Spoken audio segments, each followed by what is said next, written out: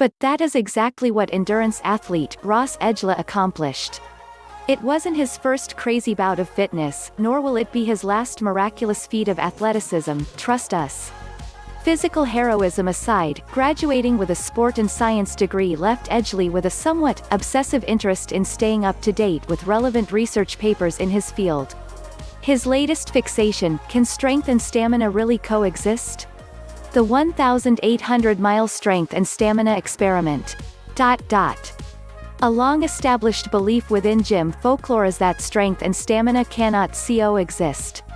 For years, strength training athletes would lift heavy, eat lots and live in fear that anything that sent your heart rate above 85 beats per minute would plunge your muscles into a catabolic state. Equally, endurance athletes would run, swim and cycle but avoid the weights rack in fear that their muscles would blow up and ruin their biomechanics. But on November 4, 2018, I emerged from the sea, standing 5 feet -9 and weighing 94 kilograms after swimming 1,800 miles in 157 days around Great Britain. In the process, I managed to prove that strength and stamina can coexist, and my debut book, The World's Fittest Book, sold thousands of copies around the world and became a No. 1 Sunday Times bestseller.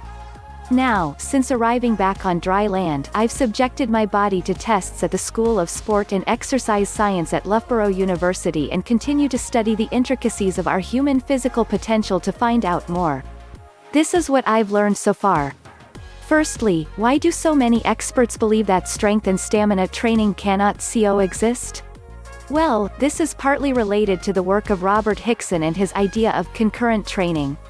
For those not familiar with concurrent training, this is where an athlete trains more than one fitness component, strength, speed or stamina, at equal amounts of focus, all within the same workout. In Hickson's view, supported by research from the field of molecular biology and his own experiences, this approach will produce less than optimal results. To understand this, here's a brief backstory. Robert Hickson was a keen powerlifter who had followed a traditional protocol for most of his athletic career. This was until he went to study in the laboratory of Professor John Holocha. Holocha is considered the father of endurance exercise research, and every lunchtime he would leave the Washington University Medical Campus and run through the nearby Forest Park. Keen to make a good impression, Hickson decided to break from his usual training protocol and accompany Holocha. But, weeks into his new routine, he discovered the strength and size of his muscles were decreasing. This was despite the fact he was still doing his strength and conditioning training at the same frequency and intensity. When Hickson approached Holocha with his strength and conditioning dilemma, Holocha suggested this should be his first study. So, in his new laboratory at the University of Illinois in Chicago, that's exactly what he did. Published in 1980 in the European Journal of Applied Physiology and Occupational Physiology, he concluded that concurrent training dilutes your effectiveness to improve a specific component of fitness, e.g. strength or stamina. Your body doesn't know whether to become stronger or more endured, since the potency of you training a specific component is lost. It's not important to understand the intricacies of each for now. Just know that, according to research from the Division of Molecular Physiology at the University of Dundee, training for strength and training for endurance bring about very different adaptations within the body. Combining both forms of training blocks each other's signaling to adapt. Now worth noting that for beginners, this is true. Their bodies are relatively unadapted and they also lack the work capacity, the body's ability to perform and positively tolerate training of a given intensity and duration, to train two things at once.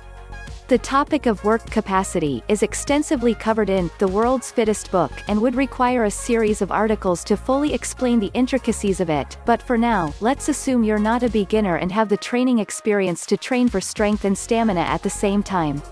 Does sports science suggest strength and stamina can coexist then? The answer, supported by Swedish scientists, is yes. In fact, it's even been shown that stamina could help improve strength, as research published by the Department of Health Sciences at Mid-Sweden University in Östersund proved cardio could actually elicit greater muscle hypertrophy than resistance exercise alone. What this means is, combining cardio with weight training could actually increase muscle size. To test this theory, Swedish scientists took 10 healthy men between the ages of 25 and 30 and subjected them to 5 weeks of unilateral knee extensor exercises.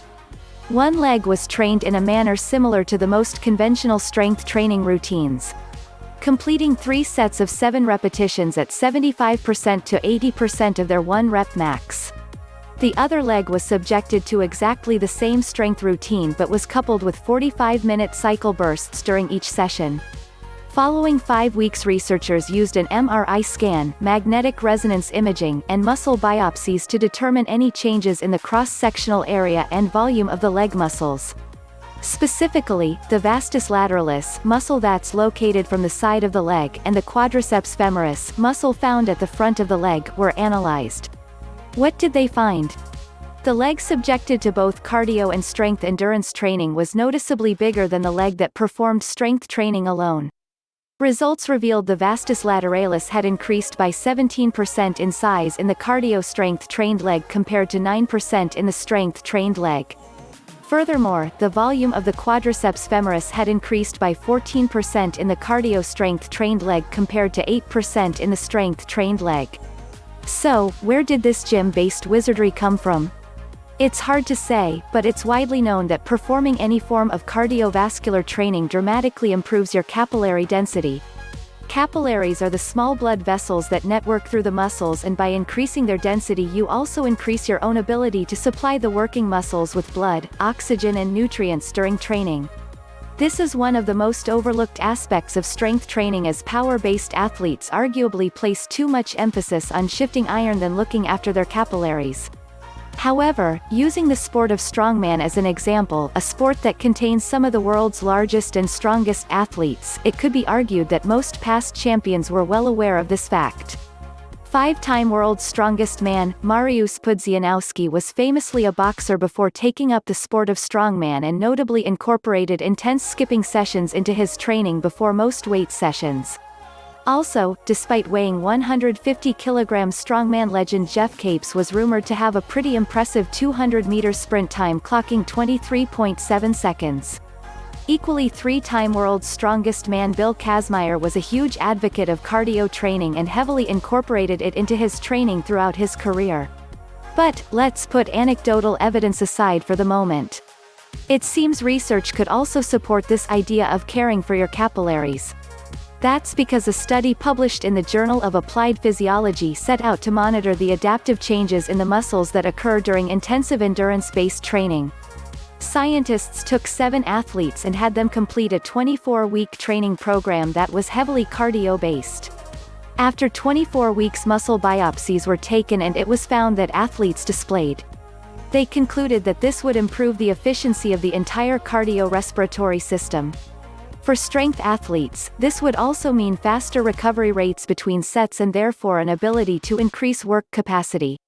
But most notably, a well-designed cardiovascular routine has been shown to work very well in conjunction with German volume training (GVT) to increase muscle mass. What is German volume training? Often referred to as the 10 sets method, this is one of the oldest and most effective forms of training that involves completing 10 sets of 10 repetitions. Believed to have originated in Germany in the 1970s, as was made popular by Germany's weightlifting coach Rolf Fester, who advocated its use to weightlifters who wanted to move up a weight class during off-season. Canadian weightlifter Jacques Demers, silver medalist in the Los Angeles Olympics, also famously used this training protocol and credited it for the renowned size of his thighs.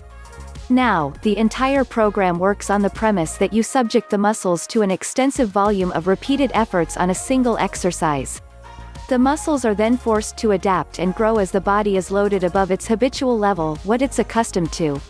Typically, it involves choosing a large compound movement such as the squat, bench or deadlift and using a weight that's roughly 60% of your 1 rep max, or a weight you could perform 20 repetitions with. You then perform 10 sets of 10 repetitions, with 60 to 90 seconds rest in between. As a muscle-building training protocol, it's believed very few workouts are supported by as many experts as German volume training. But it's clear to see how cardio and an improved capillary density can help you in those final sets. since even the strongest of athletes would struggle without any endurance capability and as a result would be unable to complete the workload recommended by GVT training to increase muscle mass. In summary, know that sports science is still trying to fully understand how strength and stamina can optimally coexist, which is why I will continue to write these blogs and books to bring you the latest research to expand our understanding on the topic. But for now, hopefully this article has helped to initially expel some of the myths around losing your gains to cardio and, as per the teachings of the world's fittest book has taught us, there are many ways to get fitter, stronger, and leaner. You shouldn't discriminate against any or strictly favor one. As soon as you do, you close your mind and limit your potential.